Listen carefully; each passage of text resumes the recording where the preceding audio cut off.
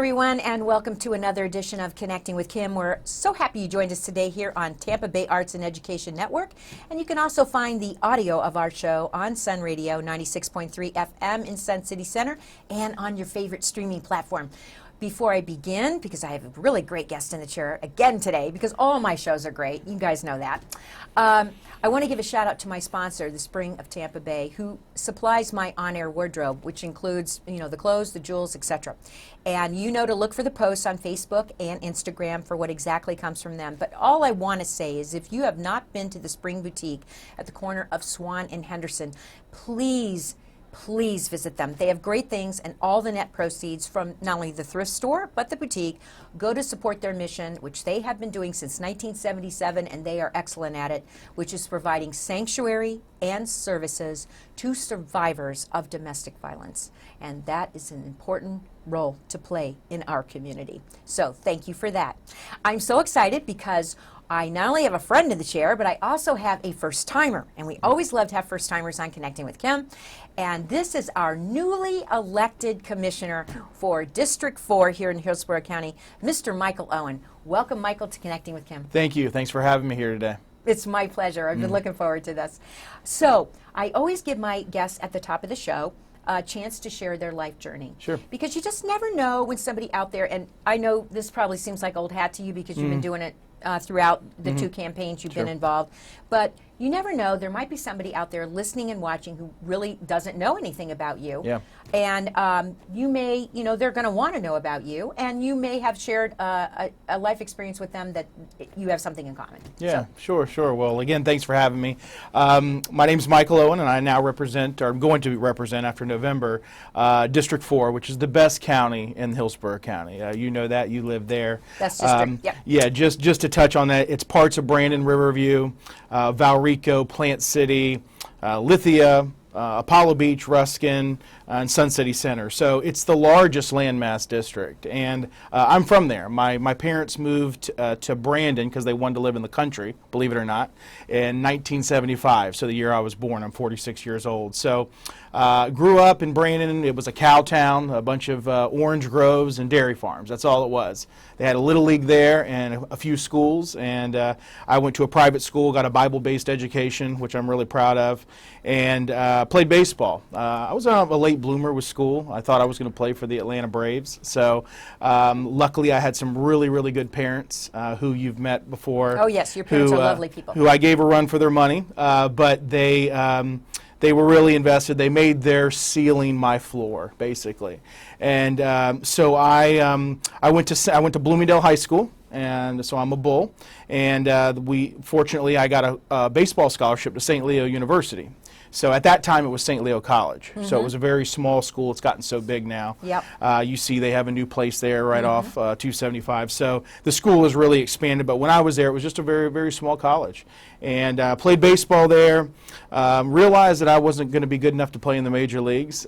So I ended up going and working for my parents in real estate. My parents were very successful in doing mortgages and real estate. My sister still does that to this day. My brother is a realtor. Kind of our whole life has been real estate, really, which I think will be good for the commission, because a lot of what the commission does is honestly land use. So exactly. About 68 to 70% of it is. Yeah. So my passion was always the law. I love the Constitution.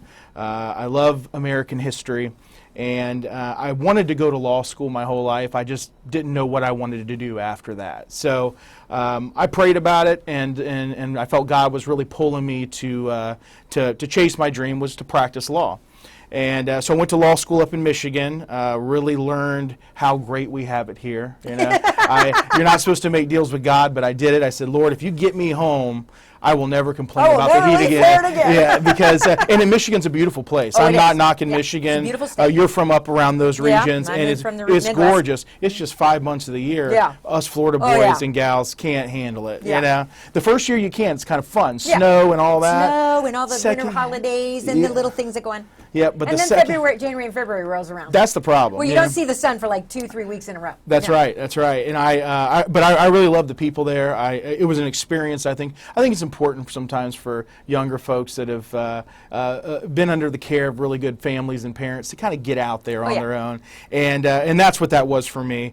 I came back, got an opportunity by a gentleman by the name of Ross Spano, who was a congressman for a while. He had a small practice. I went and worked for him, and then I ended up becoming partners with him. And whenever he went into Congress and the legislature, I kind of took over the firm. So I've been an attorney. I love practicing law. I love being a mouthpiece of justice. It's been one of my life's greatest honors is practicing law. And I ended up feeling led to run for the State House. So I actually ran for the State House in the last election, the election before this, I mean. And it was a very hard-fought election. It was a different election, and I came up just short. But for me, it was a great learning experience. I said, well, you know what? Now I can complain more than everybody else. I threw my hat in the ring, and I'm done. You know. So went back to practicing, and then. When this seat came available, Stacey White, who's a mentor and somebody I really look up to, I got some big shoes to fill. And some of the other elected folks on the Republican side said, Michael, you should run for this seat. You understand land use, things like that. This would be perfect for you. And I really didn't want to, honestly. I was looking for someone to run for the seat. But I just felt led to do it, and here I am. We had a really good, successful election. It was an open primary, so I had the opportunity to knock on doors of Democrats, independents, NPAs. I really prided myself on knocking doors and looking people in the eye and asking for their vote. You did a good job, Michael. Yeah. I have to say that. And I've sit and signed waged with you a couple of Yes, times. you So did. I mean, Yeah. but I know you were out there. Yeah, it was a lot of work, and I'll tell you, it was that whole thing we just spoke about, not about complaining about the heat. I was tested. I was tested in August in Apollo Beach, walking around where there's nothing but palm trees, no shade. But Hot and humid. I wouldn't trade it for anything. Talking to the voters, I still think is the best way to earn votes is to really look people in the eye and say, "Will you vote for me?" And what are the issues? I want your vote. Yeah, what's important to you? Because what's important in this house is different from the other house. Exactly. And you really get a good idea because look, people get involved in politics usually a few weeks before the election. They're raising their kids. They're trying to pay for gas. They're trying to get daycare. They're worried about school. And they don't have the time to really embed in politics, and it's not their business, like it's part of what you do in a way, right? You're involved with people in politics. These folks are just trying to do what's right for their family, and that's what's important to me. District 4 is a little bit different than the rest of the county. We want to pay low taxes. We kind of want to be left alone by government, but at the same time, we have huge challenges. It's where all the land is. It's where all the growth is. It's where all the action is for development. And so I'm excited. I like living in a place where everyone wants to live. A lot of people say, stop coming here, don't come here. I don't want to live in a place where people don't want to live, So I'm excited about the challenges that we have in front of us because I think Hillsborough County already is the best county in the state of Florida, and I think we can make it even better. Well, so you touched on it. You're a local boy. You've experienced part of the other part of the world outside of Florida. Sure. And you prevailed in the primary, which kudos to you. And so now you are in that limbo period that exists between the primary and your swearing in, which will be November 22nd. And this show is going to air before that.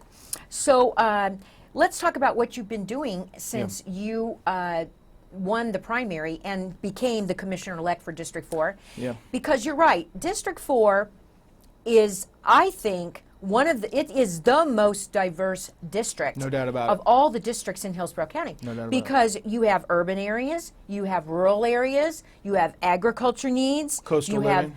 have manufacturing needs, you have, and it stretches the entire, breadth and depth of the county. Yeah. So what have you been up to? I know you've been super busy. Yeah, I have been, and it's been great. I've been touring certain facilities. I was at the airport. I tell you, we have the best airport. We do. I've already thought that as a patron Yeah. of the airport. You fly, you go around to some of these other airports, and you get to Tampa, and it's not just because you're home. The functionality of the airport. There's some really smart folks over there. Really? Very innovative, and now we have the Flamingo. The Flamingo is. I took a Flamingo's picture. incredible, I don't know isn't if you it? saw. I took a I picture picture of that flamingo, and it's even more impressive in person. It is in that whole area. They redid everything in the restaurants. They brought in upper scale restaurants, the Columbia, things like that are in there now. It's not just Burger King and some fast food. Yeah, no, it's good. You've got some really nice and restaurants. Good shopping. Great shopping and real things, not just welcome to Florida with the flamingo on it. Right. It's got, top shelf jewelry, things like that. So they showed me all that stuff day before yesterday, and it was really eye-opening. And yesterday I went to visit the EPC.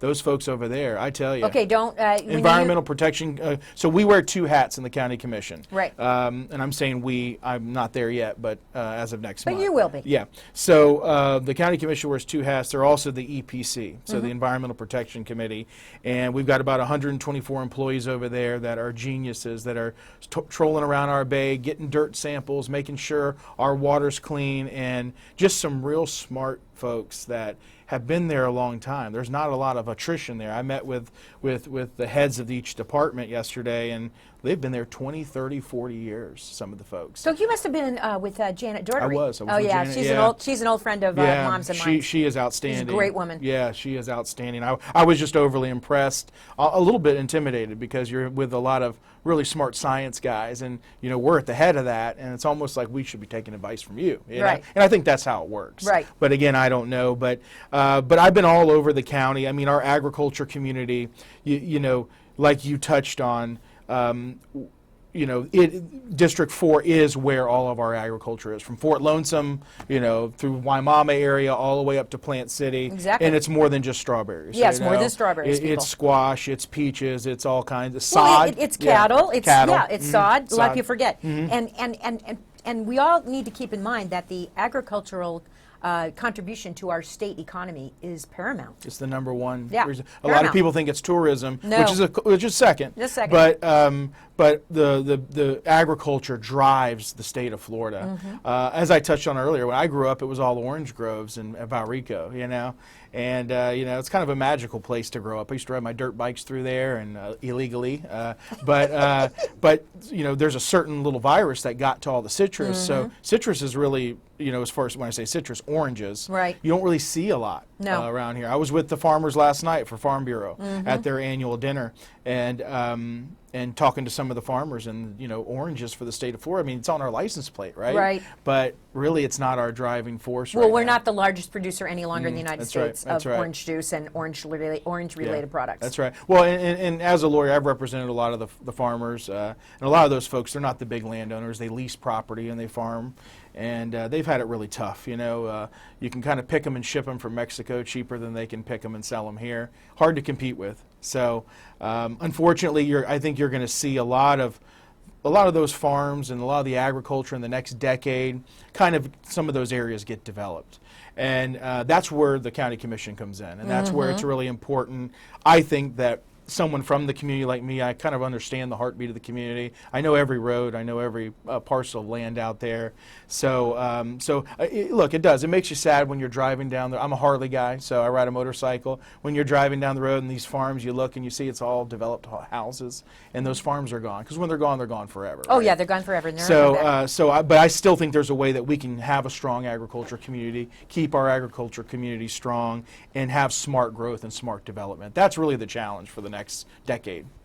Well, and I think some of the frustration in Eastern and South County right now is that there was no other place to develop and grow other than East and South County, because that's where the land is. Yeah. And the other parts of the county, except for the fact that they keep putting apartment buildings on every single piece of property they possibly can. Sure. But there's no other place, and people are flocking to Florida, and maybe not since Ian won't be so fast, but and I think did we fare fairly well in, I've seen some pictures, but did we fare fairly well from Ian in Hillsborough County? We did. Agriculture-wise? We did. It would have been a close one, though. If you take a look at what happened down south, if that happened, ag folks, they can't just up and go. No. Like we can't. They've got cattle. Yeah, you're not they've gonna, got their crops. Right. They've got to stay and defend their property and Right. defend their livestock. So they're in a tough situation where they're stuck there. So fortunately, we dodged a bullet. I like to be careful how I say it because our folks Well, down south. our good luck is somebody else's misfortune. That's right. That's right. And I know the area, Pine Island, Sanibel, Captiva. I would go there as a kid, and the beaches are just beautiful. The folks there are outstanding. I know the representative that's down there, and both of them, and they're really busy and they're great. And our governor, we're lucky we have the best governor in the union. We've planned for these rainy days, and I know that our leadership up in Tallahassee is going to handle the situation as good as it can be handled. Yeah. So. But some counties east of us, agriculture-wise, didn't fare so well. Yeah. So we really have to send a shout-out to those people in a prayer heavenward, Yes. because they're dealing with a lot. Yep. So you've been busy seeing parts of the county that you probably maybe without this being elected commissioner wouldn't have had an opportunity to. Yeah. Understanding the diverse needs of Hillsborough County, because although you're District 4, you still have an impact. Everything that you do on the commission has an impact on the entire county. Yeah. So if you're just joining me now on Connecting with Kim, my guest in the chair is Commissioner-elect, I guess I should say it that correctly, for District 4, Mr. Michael Owen. And he's a first-time guest on Connecting with Kim, and this show's going to broadcast before he actually is sworn in, but we know he's going to be the commissioner for District 4, replacing Stacey White, who is term limited out. So I'm so happy, and also Michael and I share the same birthday, exact same birthday. That's right. So now you've been visiting all these places, getting to know the county on more intimate terms. Yeah. So what do you hope to bring to the county when you actually are sworn in as commissioner? Yeah, I think a lot of times people that get elected, they make a mistake of thinking they're elected and they're doing what now they want to do because people elected them to be in this position. And I disagree with that. I think you got to listen to the voice of the people and kind of find out what the goals and objectives are of the community. District 4 is loud and clear with me, whether you're independent, Democrat, Republican, don't even vote in politics, is that our roads are substandard, and it is hard for me to drop my daughter off at daycare and make it to work in time unless I leave 2.5 hours early. So traffic, COVID gave us a little let up. And I think COVID, a silver lining in COVID, is a lot of people are working from home more than they used to. I used to not let anyone work from home. I do now. But that's kind of changed a little dynamics. But our traffic situation in South County, you know it just as well as me, it's borderline unacceptable. And, the folks on my side of town, when I say my side of town, I mean East and South County, they really aren't public transportation fans. They don't want you can't be. Yeah. And so that's the real big issue right now facing the commission. I know there was a very interesting order on the 1-cent sales tax, but the big issue for South County is, are they going to be public transportation folks out there? And when I talk to the voters out there and the residents, they say we live here for a reason. We live here. We understand we could live downtown if we wanted to. That's right. But we live over here because we like to get in our cars and drive, and we need this to be more functional. We do have a transportation problem, though. We need to fix it. A healthy Tampa is a healthy District 4, healthy surrounding districts, okay? But we also need to be keen on the fact that our side of town is never going to be that side that's going to be a super transit or super public transportation folks. They are going to want to get in their cars and drive, so we got to fix roads. I think we've been doing it, just slowly. Well, so we had, you and I both know that we have development projects that are coming to fruition in South County, Yes. South and East County, that were planned 25, 30 years ago. Yeah. Because as I tell everyone, those projects were part of somebody else's retirement plan, That's right. And so now they're finally coming to fruition. It's finally happening. But we're not allowed to go back. That's not the way the game works. We're not allowed to go back and say, well, the decision we made 25 years ago, we have to, amend it because times are different now. The thing that didn't happen was the infrastructure to support that future development. That's right. wasn't either planned for or wasn't implemented. Yeah. And so now we're playing catch up. That's right. And catch up is hard. Yeah, whenever we get ahead of ourselves on development and the roads follow second and Exactly. sidewalks as well, it creates a big problem, and schools for that matter. Because schools too. we in South County, that's the other big underlying issue is that we had Sumner High open up and Leonard and all those schools. They went to capacity Almost right immediately. out of the gate. So we have a real issue with concurrency and finding place for students out there. I think the county commission is doing a good job right now of remedying that with some of the prop share agreements and things like that. But I really think that's a major challenge along with the roads. Listen, the roads come with so much public safety. Okay, I mean, I speak with the fire chief or the folks at St. Joe's, and they're like, Michael, you know, we call a doctor to come in for an emergency surgery. It takes them an hour and a half to get here. That's a public safety issue. Well, sure, because somebody could pass away in That's that right. amount of time. If our firefighters and first responders can't get down the road, whether their sirens are on or not, because there's nowhere to get off the road, that's a problem. And so, you know, public safety, I think, is the number one for anybody that's elected to public office, whether you're a county commissioner, state legislature, governor, or president of the United States. Public safety has got to be number one. And you know, I've made it. You know, I'm friends with the firefighters and our first responders. We love our firefighters. We do, and they've been super supportive of me ever since I filed, because they know public safety is really important to me. We're about 23. Well, now Sun City Center is getting a new fire station, so we're about 23 fire stations short in East and South County. Yeah, where we need to be. That's mind-boggling. That's when a you really lot. think of it, it's scary. It's scary. You know, it's very scary. So I understand all this stuff's money. The $8.5 billion budget, I was happy to see that a lot of it included taking care of our first responders, getting some new fire stations, because that's really, really important, especially for the folks in Sun City Center.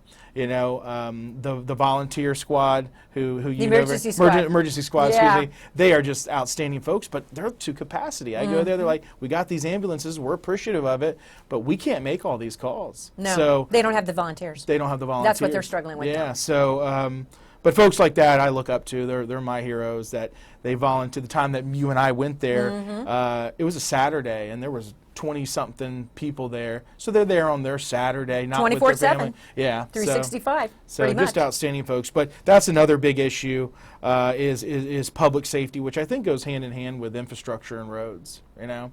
But us being good stewards of our dollar and our and taxpayers' money, you know, I am a Republican, I'm conservative, and I'm very proud of that. I don't make any mistakes. I understand the makeup of the commission is 5-2. You know, when you throw out masks and COVID and redistricting, really everything you're dealing with on the county commission level, it shouldn't be too partisan. I know things do, but when you're talking about public safety, you're talking about roads, you know, you're talking about schools, that stuff is just for the overall health of the county. So I'm hoping that when I get there, that they're going to understand that I'm a conservative. I don't want to raise taxes for any reason if I can help it. But I'm hoping that we can all be on the same page on some of those core things.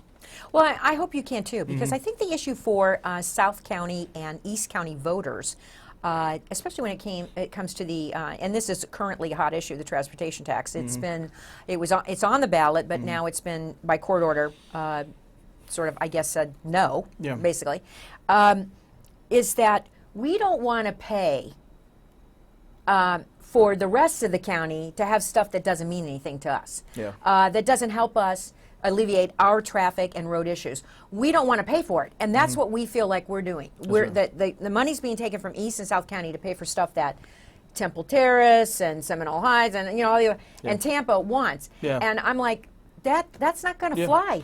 Yeah, that's the tough issue. You know, as you know, and I hope your viewers may know, in case they don't know, Plant City, Temple Terrace, and Tampa, they're the incorporated. The rest is not, and it makes up most of the population. Now I think it's important for us to always say we get benefits. Okay, we you know, trash, we pay for it, but police, fire, all that stuff. You know, we don't have to have our local governments there, and sometimes too much government can be a bad thing. I'm not a big fan of creating more government and more government, but we have, for our county and our county size, we have probably the least amount, and don't quote me on this, of incorporated cities in the state of Florida. You know, Miami-Dade, I think you go down there and there's 40 of them or something like that. So, but that being said, you know, I'm kind of that voice for that big part of the county, and I understand that's an awesome responsibility, but not one that I take lightly, one that I understand. And again, going back to what I said before, you know, the folks in East and South County, especially the folks that have been there a little bit for more than 5 years, you know, they don't want to pay those taxes. They want the roads fixed. They're not really dependent on public transportation. And And you know, I think this election, that would have been an interesting thing on the ballot, whether it passed or not. I don't know. It would have been close. Well, we're still a long way from, you know, we're taping this on, we're filming this on October 12th, and we're a long way from November 8th. Yeah. But I think that's the right election day. And it's always around the 7th, the 8th, somewhere around. We're a long way from there, so anything can happen between now and then. Right. That's right. Yeah, they're having an emergency meeting, I think, tomorrow about this, about possibly appealing that order. I haven't read the order. I'd like to read it.